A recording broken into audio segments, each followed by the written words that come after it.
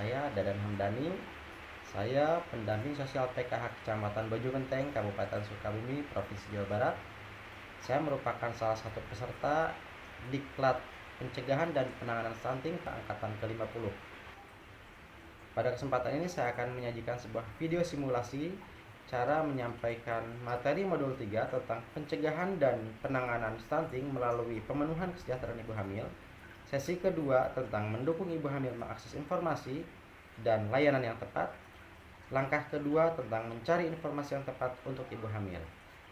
Untuk lebih lengkapnya, marilah kita simak video berikut ini.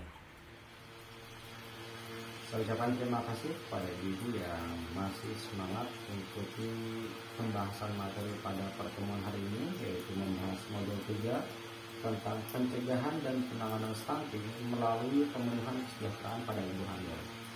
Dan yang kita bahas pada pertemuan saat ini adalah sesi kedua, yaitu mendukung ibu hamil mengakses informasi dan layanan yang tepat. Memasuki langkah berikutnya itu tentang mencari informasi yang tepat untuk mendukung ibu hamil. Ibu-ibu, pada pembahasan sebelumnya, ibu-ibu kan sudah dibagi kelompok ya, menjadi 2 kelompok. Nah, pada kesempatan ini saya akan memberikan tugas pada ibu-ibu untuk melakukan diskusi secara berkelompok sesuai dengan kelompok yang tadi. Untuk kelompok 1, yaitu tugasnya membahas informasi kehamilan yang diperoleh dari berbagai pertemuan tatap muka di lingkungan masyarakat, seperti kelas ibu hamil, pertemuan posyandu, pertemuan arisan, ataupun pertemuan P2K2.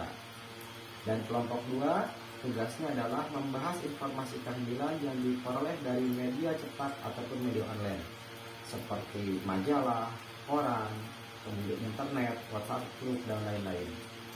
Nah, nanti hasil diskusinya silahkan ibu-ibu tulis. Kemudian setelah selesai diskusi, nanti ada perwakilan kelompok yang maju ke depan yang menjelaskan, memaparkan, dan menyebutkan apa saja yang didapat dari hasil diskusi tadi.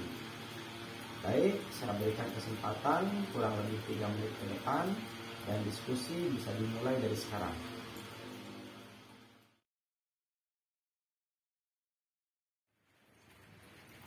Terima kasih kepada Ibu Neneng yang sudah mewakili kelompok 1 untuk menyampaikan hasil diskusinya. Tadi kelompok 1 menyebutkan hasil diskusinya. Yang pertama, ibu hamil harus memakan makanan yang bergizi. Ya, ini sudah menjadi keharusan bagi setiap ibu hamil, itu harus mengkonsumsi makanan-makanan yang bergizi. Hal tersebut manfaatnya adalah untuk menjaga agar ibu hamil tetap sehat, juga untuk mendukung perkembangan dan pertumbuhan janin yang dikandung oleh ibu hamil. Kemudian kelompok 1 poin keduanya, ibu hamil harus diperiksa oleh petugas kesehatan minimal 4 kali selama kehamilan. Jadi aturan yang berlaku bagi ibu hamil diantaranya adalah kehamilannya harus diperiksakan minimal 4 kali selama kehamilan. Ini minimal. Ya, syukur-syukur lebih dari 4 kali. 4 kali itu kapan saja? Yang pertama, usia trimester pertama kehamilan 1-3 bulan. Yang kedua, yaitu pada usia kehamilan trimester kedua, yaitu usia kehamilan pada usia 4 dengan 6 bulan. Kemudian pemeriksaan ketiga dilakukan pada usia kehamilan memasuki trimester ketiga, yaitu antara 7 dengan 9 bulan. Nah, terakhir yang keempatnya, yang keempat, pemeriksaan dilakukan menjelang persalinan ataupun sudah memasuki usia persalinan. Kemudian yang ketiga, ibu hamil harus melahirkan di fasilitas kesehatan, baik itu di posyandu, di puskesmas, ataupun di rumah sakit. Jadi ibu hamil itu tidak boleh melahirkan di rumah. Kenapa harus melahirkan di fasilitas kesehatan? Karena kalau melahirkan di rumah itu tidak ada alat-alat kesehatan yang mencukupi. Bahkan mungkin sterilisasinya, kebersihannya pun kurang terjaga. Beda dengan di rumah bersalin, di posyandu, ataupun di puskesmas. karena akan ditangani oleh tenaga kesehatan. Biasanya kalau melahirkan di rumah itu ditangani oleh dukun paraji. Dalam hal ini bukan berarti dukun paraji tidak boleh bekerja.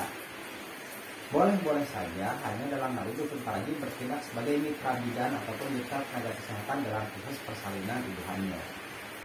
Jadi apabila persalinannya dilakukan di fasilitas kesehatan seperti contoh rumah bersalin, posyandu ataupun puskesmas, ketika terjadi hal-hal yang mungkin akan mengancam keselamatan ibu yang bersalin, itu akan segera dapat ditangani oleh tenaga kesehatan.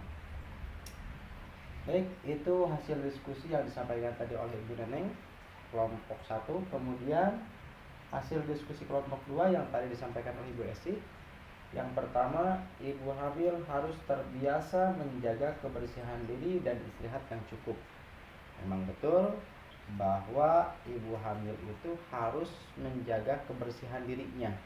Salah satu contoh yang harus dilakukan adalah membiasakan mandi dan gosok gigi minimal 2 kali sehari.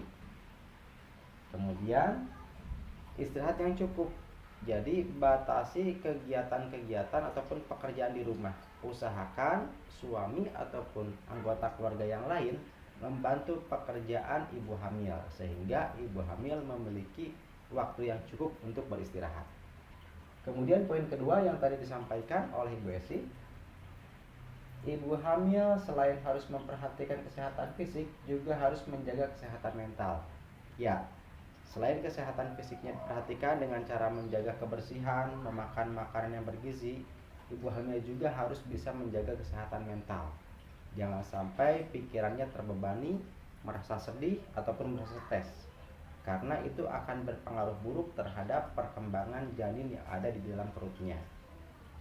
Dan poin ketiga tadi yang disampaikan oleh Bu Esi adalah ibu hamil harus minum TTD.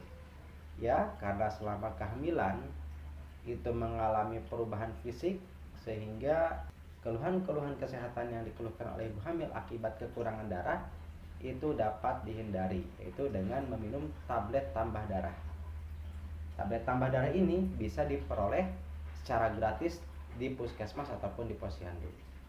Nah, ibu-ibu, dalam pembahasan ini ada 2 hal yang penting yang perlu saya sampaikan. Pertama, terdapat beberapa pertemuan yang dapat dihadiri oleh ibu hamil dan anggota keluarga untuk mendapatkan informasi yang tepat terkait ibu hamil, yaitu dari posyandu ataupun puskesmas ataupun kelas ibu hamil ataupun juga kelas pertemuan P2 K2.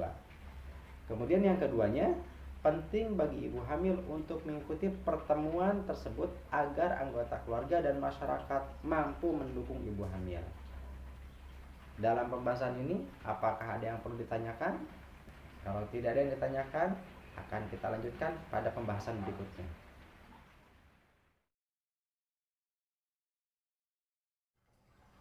Demikian tadi penampilan video simulasi penyampaian materi kepada KPM untuk mencegah dan menangani stunting. Video tersebut dibuat untuk melaksanakan tugas akhir bagi peserta diklat pencegahan dan penanganan stunting bagi SDM Kesos tahun 2022. Semoga bermanfaat khususnya bagi saya pribadi. Sekian dan terima kasih. Assalamualaikum warahmatullahi wabarakatuh.